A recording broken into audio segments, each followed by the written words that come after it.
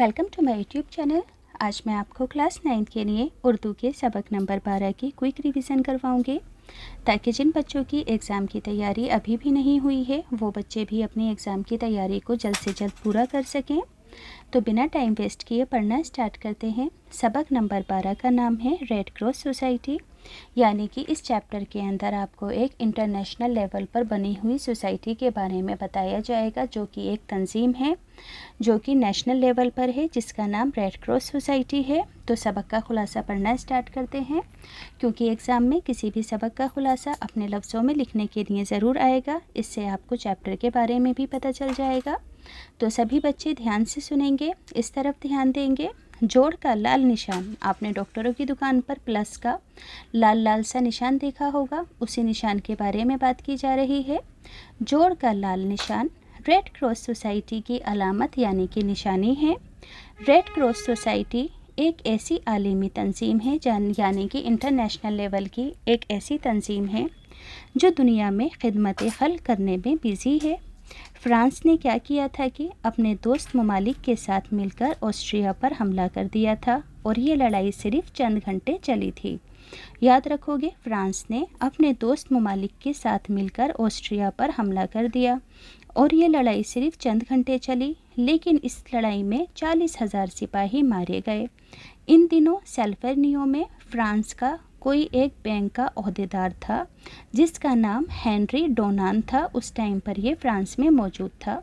ये यहाँ के शहंशाह नेपोलियन से मिलने के लिए ही सैल्फरनियो गया था।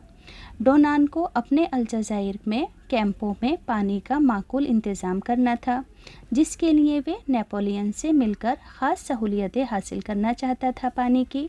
लेकिन डोनान ने जब जंग की तबाहकारियाँ देखी तो अपना काम भूल गया और ज़ख्मी लोगों की मदद करने के लिए वे फ़ौरन सैल्फरनियो रवाना हुआ और उसने मकामी लोगों से मुलाकात की और उन लोगों को इंसानियत और भाईचारे का वास्ता देकर इस बात पर राज़ी कर लिया कि जंग से मुतासिर लोगों की मदद की जाए।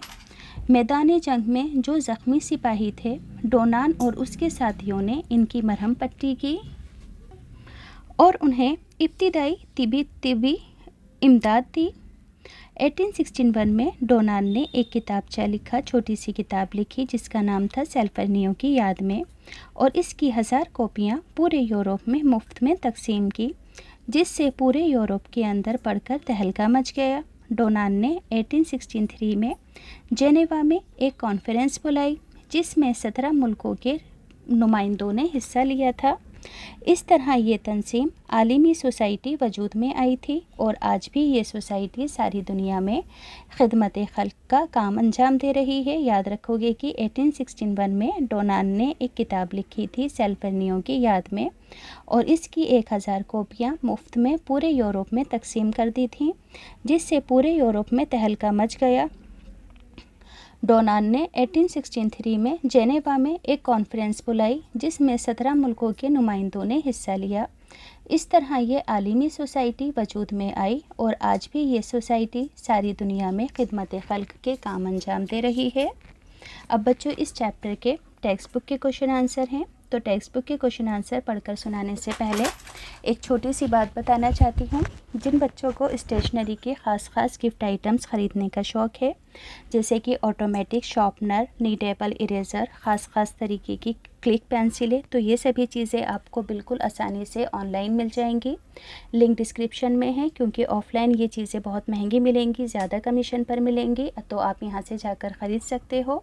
इसके अलावा बच्चों, एक बेबी सेफ्टी बेल्ट होती है जिसे आप अपने और अपने भाई बहनों के हाथ में बांध सकते हो। जैसे कि आप किसी भीड़ भाड़ वाली जगह में जाते हो तो आप इस बेल्ट को बांधने से आगे पीछे नहीं होगे। तो ये बेल्ट भी सिर्फ आपको ऑनलाइन ही मिलेगी, ऑफ़लाइन अवेलेबल नहीं है, तो आप वहाँ से जाकर ख़रीद सकते हो।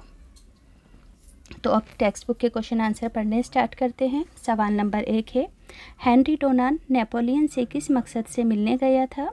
तो हेनरी डोनान नेपोलियन से मिलकर पानी के माकूल इंतज़ाम के लिए ख़ास सहूलियत हासिल करना चाहता था। अगला सवाल है, डोनान को रेड क्रॉस सोसाइटी कायम करने का ख्याल क्यों पैदा हुआ? अगला सवाल है, डोनान को रेड क्रॉस सोसाइटी कायम करने का ख्याल क्यों पैदा हुआ? تو سوال نمبر 2 تھا کہ ڈونان نے ریڈ کراس سوسائٹی کا قیام کیوں پیدا ہوا تھا؟ تو ڈونان نے جب آسٹریا اور فرانس کے درمیان ہوئی جنگ کی تباہ کاریاں دیکھی تھیں تو اسے ریڈ کراس سوسائٹی قائم کرنے کا خیال آیا تھا۔ اگلا سوال ہے ریڈ کراس سوسائٹی کے مقصد کیا ہیں؟ تو ریڈ کراس سوسائٹی کے مقصد ہیں جنگ کی تباہ کاریاں یا قدرتی آفات کے نقصانات ہر جگہ زخمیوں کی مدد کرنا۔ اگلا سوال ہے ڈونان کو کون سا انعام دیا گیا اور کیوں؟ تو ڈونان کو نوبل پرائز اسے برائے امن و عالم دیا گیا تھا۔ اگلا سوال ہے لفظوں کا جملوں میں استعمال۔ آبپاشی جملہ ہوگا کھیتوں کی نہروں کے پانی سے آبپاشی کی جاتی ہے۔ نیم مردہ وہ میدان جنگ میں نیم مردہ حالت میں ملا۔ خبرگیری ہمیں اپنے قریبوں کی خبرگیری رکھنی چاہیے۔ معلم ماں بچے کی پہلی معلم یعنی کہ استاد ہوتی ہے۔ آفات ہمیں آفات سے گھبرانا نہیں چاہیے۔ اب اس چیپٹر کے واحد جمع ہیں۔ معلومات یعنی کہ واحد دیے گئے ہیں، جمع دیے گئے ہیں، جمع کو واحد میں کنورٹ کرنا ہے۔ تو معلومات کا واحد معلوم، ممالک کا واحد ملک، نتائج کا واحد نتیجہ، افراد کا واحد فرد، مقاصد کا واحد مقصد، نقصانات کا واحد نقصان، خطوط کا واحد خط، خدمات کا واحد خدمت، آفات کا واحد آفت۔ اب اس چیپٹر کے ہیں متضاد الفاظ۔ دکھ کا متضاد سکھ، زندگی کا متضاد موت، جنگ کا امن، مردہ کا زندہ، خوشی کا غم۔ آخری سوال ہے اس چیپٹر کا اپنے علاقے میں موجود ریڈ کراس سوسائٹی کے دفتر میں جا کر اس کے انتظامات کی تفصیل بتائیے اور اس پر مضمون کی شکل میں لکھیے۔ تو ریڈ کراس سوسائٹی کا مقصد یہ ہے کہ خدمت خلق کی جائے۔ یہ سوسائٹی جنگ کے دوران ہی فعال نہیں رہتی ہے بلکہ جنگ کے بعد بھی کام کرتی رہتی ہے۔ جنگ کے دوران زخمیوں کی تیمارداری کرنا، انہیں طبی مدد یعنی کہ فرسٹ ایڈ کی سہولیت دینا، جنگی قیدیوں اور تبادلے کے سلسلے میں پیش قدمی کرنا ان کا خاص مقصد ہوتا ہے۔ امن و عالم کی یہ سوسائٹی ہر دم کوشاں رہتی ہے۔ قدرتی آفت سے متاثر علاقوں میں بھی اس کو خدمت خلق کرتے ہوئے دیکھا جا سکتا ہے۔ یہ سوسائٹی مقامی سطح پر اور عالمی سطح پر بھی خدمت خلق میں مصروف رہتی ہے۔ دنیا کے بیشتر یعنی کہ زیادہ تر ممالک میں ریڈ کراس سوسائٹی موجود ہے۔ یہ ایک ایسی عالمی سوسائٹی ہے جو بغیر کسی غرض کے خدمت خلق میں یعنی کہ لوگوں کی خدمت کرنے کے اندر مصروف ہے۔